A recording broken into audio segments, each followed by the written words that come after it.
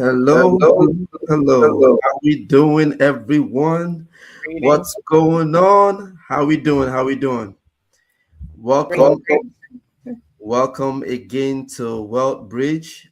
Just want to appreciate you all viewers for tuning in again today, and I just want to appreciate my awesome partners. How you doing, Modupe? How's everything going? I'm blessed. I'm highly favored. I'm still in the group of the Easter season. Thank Uh, God for his resurrection. yes. And Adibola, how you doing as well? I'm doing great. Great to be back. Happy Yeah. Easter, everyone. Yes, good. Yes, happy Easter, all our viewers. We thank you, and we couldn't be doing this without you. And I just want to appreciate, my partners, Modupe and Debola, for always, jumping in, to just bring value to our viewers. And I hope, you've been watching all our past episodes. If for any reason you've missed any of our episodes, just go back to, the link and just continue to get all the content we've been doing. There's so many vital things that we've been talking about, and we'll continue to bring you even vital things. If there's anything that you need us to even talk about, you should put it in the comment. So we appreciate you, and we know that you're subscribing, you're liking, and you're sharing our content. So today, we're going to be talking about something also very important. And most of our focus, as we all know, it's always in the diasporan community, and this is why this is so vital. So if you're an immigrant, you're anywhere in North America, Canada, you can find some of this information very, very useful. Today we'll be talking about something called debt detox. Debt detox, and the areas we're going to be looking more into, breaking free from student loans, credit cards, car notes, and all these debts here and there.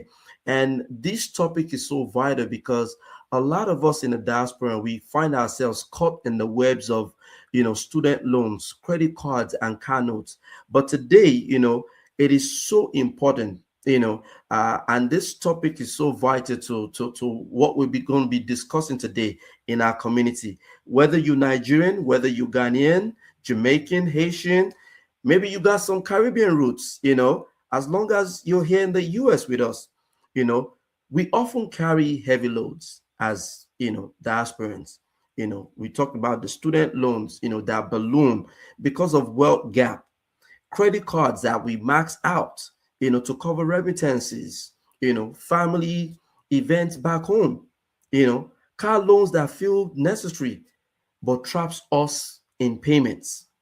So, and we see that, data shows that most in our Black community, the Black borrowers face higher default rates and slow repayment on student loans, due to lower family wealth and higher financial obligations, because of extended families. So today, Debola and Modupe, my wonderful panelists, we're going to be breaking down some things. And I want you to understand, as our viewers, these are disclaimer.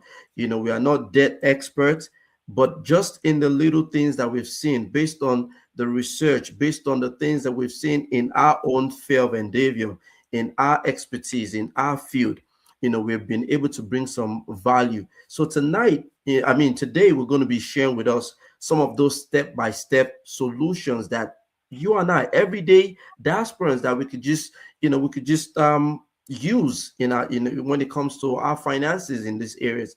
So my first question, I'm going to be addressing this to Modupe, and we're talking about this debt detox. The question is, what exactly is debt detox, and why is it especially urgent for our community to get things right? Thank you, Demola. Thank you, our viewers. We appreciate your time. And just like he had said, I want to stress it more emphatically that while we are here as financial educators, we want to also sound a note of disclaimer, right? Most specifically, telling you that as financial professionals, these are things we do with our client day in, day out. So if you're just out there, you're catching a glimpse on this, by no means will you say, that we told you to go do this if you're not our client, okay? So by all means, I mean the level and the clause of disclaimer, okay, it's out there. So to your question, Demola, this is very vital, especially in our community. When we started this, we were all out there to make sure that we had value to our community members. And when I say community members, I'm talking about all my immigrants from every nook and cranny who found themselves on the soil of the US, who found themselves on the soil of North America. But over time, you said it all, things build up. What itself is death detox. So just from the word detox, right, it literally means that you're getting rid of certain toxins you don't need in your body. If I'm trying to, paint an analogy now in terms of human anatomy. So debt detox in itself, if we're bringing it home to finance, I'm going to say it's a complete reset. It's like you press the reset button and you're like, you know what? We're going to do this a different way. We probably have done it, wrongly in time past. Now we know better. Let us address it more efficiently, more proficiently. Stop the bleeding. Let us pay down whatever it is we've owed. It's okay. We can go back and rewrite the wrong, but guess what we can do? We can get back to the drawing board and fix it, right? And I'm going to tell us, to be very frank, viewers, that what we're talking about here, it's the reality of many people. It's indeed a reality of a whole lot of us out there. But we can't continue to expect a change automatically when we don't address things the way it has to be. And it is urgent that we address this. So how can you detox? Stop the bleeding, like I said. Pay down what you owe. Build habits that would help us protect our future wealth. And so for those of us in the diaspora and our community members, right, it is urgent because all of these remittances, cultural expectations, when it comes to the big weddings and the funerals and supporting family, abroad, it's creating constant pressure on our supposed future wealth. Somebody might be out there and saying, well, the Bible says tomorrow is going to take care of itself. Absolutely. But the same Bible also gives us a room to make sure we make proper preparation for ourselves, so that our irresponsibility doesn't become somebody's responsibility. See? So many of us borrow more for college because our families don't have the generational wealth to help, which is what we are saying, this has to stop. Maybe that happened during our time. What about right now that we are bringing up our children? We shouldn't let the same thing repeat itself. Sit down and find out, what can you do to get a head start for our children right now, right? So in the course of us now borrowing all of this in terms of student loan, you see people struggle to pay this while still having to send money home. So you have to now pick and choose. Should I pay for the student loan that I owe? Or are there even options for me to be able to do certain things that are different than what I'm expected to? And overall, with all of these shortcuts, getting all these huge obligations in terms of debt, student loans, the results usually will result in delayed home ownership, businesses, and even our retirement is now at the mercy of the system or of lack of a structure that we have created for ourselves. Well, guess what the detox is going to do? It's going to help us clear up the cash flow so that now we have a whole lot more to invest for our future instead of just surviving. I know it might be tough, people, but what it means is just a reset. If a whole lot of us can do it, you too can. We just don't want us passing on the baiting of poverty again in our community. Let's start passing on abundance. Let's start passing on futuristic wealth, whereby it becomes the norm. We're not talking about it. It becomes the norm. You can do that. Thank you, Demola. Yeah, very, very important. And, viewers, and what we're saying, it's not like we're saying that we won't get into these things, but it's very important that, if you get on a flight, and the flight, there's maybe turbulence, and the mask, or the plane is losing some type of pressure, air pressure. When that mask comes down, they always tell you to put the mask on your face first before you put it on. Maybe if you have you have a spouse, or you have another passenger that you on the plane with. And this is so important. We always have to think about our own future. While it's important that we take care of people back home, we're not saying we shouldn't take care of people, but we're saying that it's so important because we have all these other overwhelming debts that needs to be gotten rid of before we can even make back home a priority. So people back home, we're not telling you, we're not saying that we're not going to help. That's not what we're saying. But just like you have your own financial challenges back home, we also have financial challenges here in the diaspora. And it's also right for us to put ourselves in better financial situations today so that tomorrow we can leave a better legacy for us and for our children. And thank you, Modupe, for that. Debola, I know that you're probably thinking in your head to, like, this is something that we don't talk about, and maybe we don't even have more avenues to really talk about some of these things in our community. And I know, a lot of us, we've gone through this, and if we've not even gone through it personally, we know people who are close who have gone through it. So my question to you, Debola, is what are some of the most common debt traps that we face when it comes to student loans, credit cards, car loans, and any of those debts that we accumulate as people in the diaspora? All right, let's talk about this. Talking about traps. Uh, Mudupe opened this up in a very, clarified way, and she already also pointed out some solutions. But it's very important to know that these debts are actually traps in reality.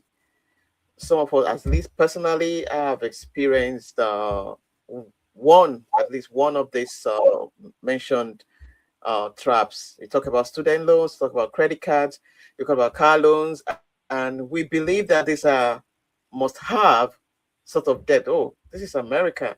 I can always get a credit card to get things done, and I will pay it over time. Or student loan.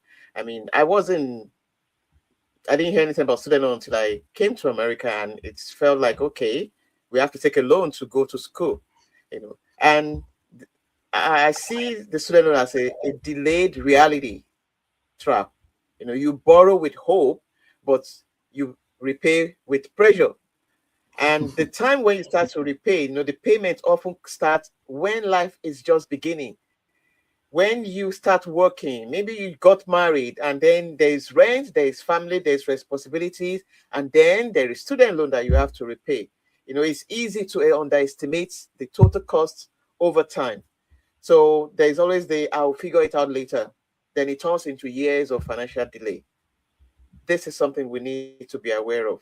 And I see it and I say, oh my, I hope I'm working towards the fact that my child won't have to take a student loan to go to college, because I don't see her starting to work and having to start paying such huge amount of loan. When I hear of what people have in student loan, I marvel times.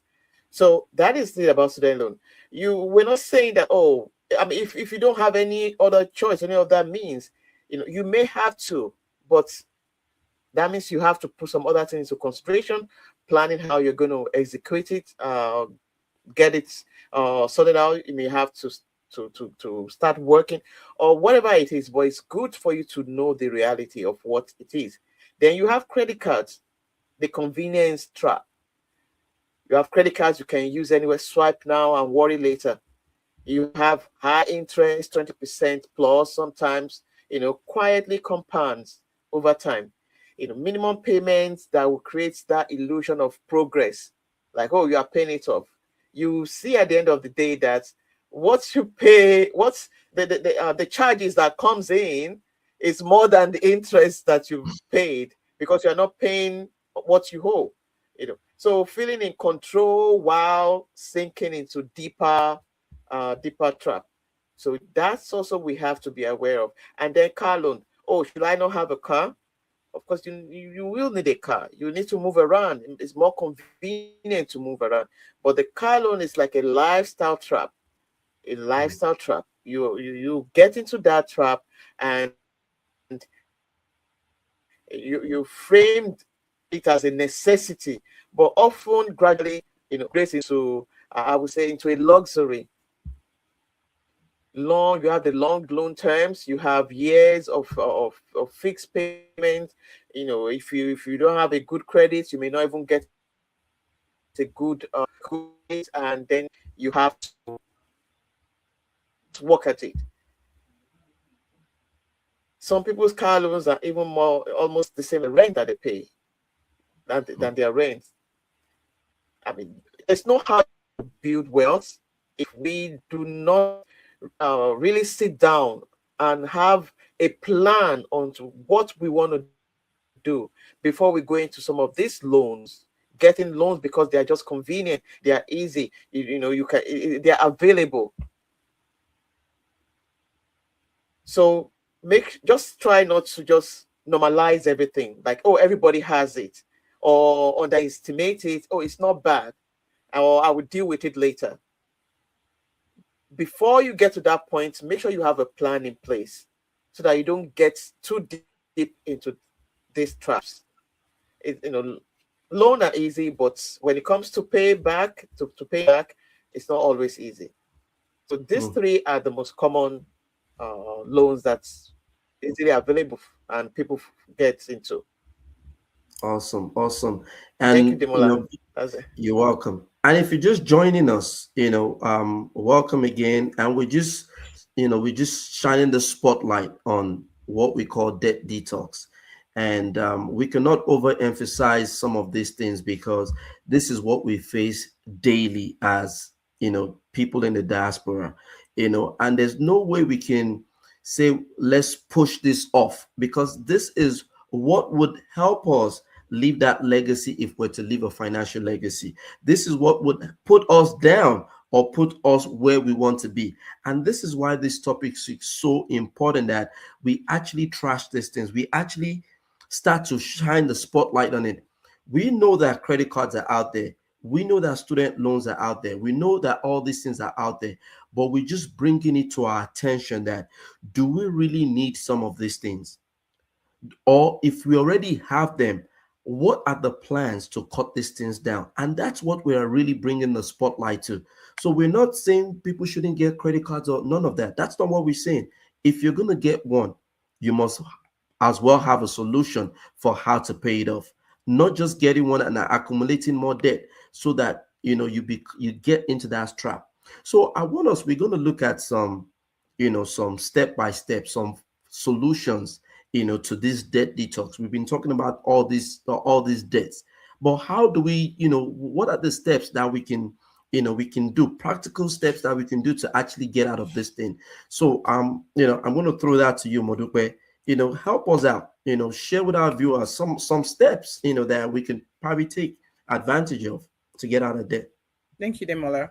And you will agree with me, yourself and Debola, that this is one of the very crucial foundational conversations we have with our client when we sit them down and we're trying to set them up, on what it could be like for them in terms of their finance, in terms of, okay, their retirement plans and whatnot. One of the conversations we have, which is not always very comfortable, is what debt protection strategy do you have in place? I mean, do you currently, so we even help them understand, do they have one? Meaning, if you have a liability or an obligation, you should be able to know what it is, identify it, because it's crucial. Because it makes no sense if you have a whole lot of, debts to manage, right? And then you're trying to save, for the future. You will always constantly see something drawing you back, especially given the fact that compounding will work against you. You heard Debola talked about, the student loan, the car note, and all that. How many of us have sat down to ask ourselves, when you got that auto, right, and you at the car dealership or whatever how much did you negotiate as the cost? And at the end of the day, when you finally paid off, that car, how much did you actually pay up for? Hmm. That's a very critical question many of us are not paying attention to. You Very will true. find out that you probably would have doubled or tripled at times the cost you had negotiated that car for. That is compounding, working against us. So I'm not going to ring that as if I'm trying to beat us out of that. Like I said, this is somebody's reality. We don't take it lightly at all. But we're saying that, there has to be a way out. We're passionately Yeah. saying that we cannot continue to do this and expect a different result. What are those steps we can look into? Sit down and identify, schedule all of those debt obligations on your radar. Is it the student loan you have? Is it the car note? Are those credit cards? Once you identify every one of them, brainstorm with yourself, schedule time with yourself, have a meeting with yourself. You are the CEO, you are the board of director. Talk to yourself and put all of those things down. Identify all of these balances that you have, outstanding balances, right? On those credit cards, on all of those things you've identified. What is the interest rate for each and every one of them? You'll be shocked. Some of them going to 24%, most of those credit cards. Some 18, maybe 15 if your credit score is really nice, right? Very true. Those down. Minimum payment. What are they requiring from you minimally? What is the due date? When you have all of this stated out, you are just starting out. You're making progress. You're making progress. Rome was not built in a day. So embrace the journey while we're working through this. The second thing I'm going to say is that now begin to track your real cash flow. You know what comes in every month. You know what comes in every quarter. You know what comes in every year. Write down dollar for dollar what comes in and what goes out. There are a lot of apps out there that you can use. And be honest with yourself when it comes to all of these things, right? There are certain, black taxes that comes along the way. Some things you just give out to people, those remittances. Put it down. For those who are, driven by faith, whatever charitable contribution cost you have it, put all of those things down. Now, build a budget for yourself. And I think we've talked about budgets in our previous conversations on this podcast. Build a budget for yourself, whereby you're literally slicing these things out for you. If you go with the 50-30-20 rule, I'm not going to spend time on that so I don't, take our time. Or if you're going with the 60-20-20 rule, whichever, but make sure you have a budget that works for you. If you want to hear about budgeting and whatnot, please refer to our previous episodes on this channel. Now, at this junction, begin to create for yourself emergency fund. And I think we talked about emergency fund in our previous episodes too. You could see how all of these things are coming together. Why is emergency fund essential? Because we don't want you to go back to the same hole that you came from. Yeah, right. So we're saying, let us intentionally now build an emergency fund and put it in a high yield savings account. There are plenty of them out there. We're not going to mention names right now, okay? You need specific information, reach out to any one of us. We will guide you, okay? What does this do? It means that in the event you have an emergency need, you're not going to go back to those credit cards. You will go into those emergency funds because that is what they are for. If it's nothing is in there, then there's nothing for you to spend at that point in time. No. Balance it, structure it. Now, don't forget that we've listed out all these debt obligations and whatnot. We now have to intentionally choose a repayment method. There are quite a few ways you could knock it off. If you have a preferred one which works for you, please, by all means. But I will just let out two types of, repayment method that you could identify. We call one of them the snowball method. What does the snowball method do? It helps you just put down your debt in order from the smallest, right, to the greatest. And what do? You order the debt by smallest balance first, which means you pay the minimums on all, while the remaining balance in terms of your discretionary fund that is left at that point in time, it goes all the way to the smallest. So that way you're paying up the smallest, so you're motivated. You have a list of 20 credit cards, everything, store cards. So by the time you get rid of that, you're happy, you're excited, you're motivated. You want to continue in that manner. And before you know it, voila, psychological wins keep you going. Now, the second one will be the avalanche, which saves the most money. Again, we identify the interest rate. So what are we going to do? We list out all of this, same minimums, okay, extra on the highest. And it just keeps you disciplined. But one thing I'm just going to say to wrap up and, get it back to you, Demola, very quickly, is that when we decide to do these things intentionally and we don't automate it, we're going to miss it. Yeah. Because life will happen. You're so busy. You're trying to man this, you're man that. Many of us are wearing multiple hats, fortunately, unfortunately, right?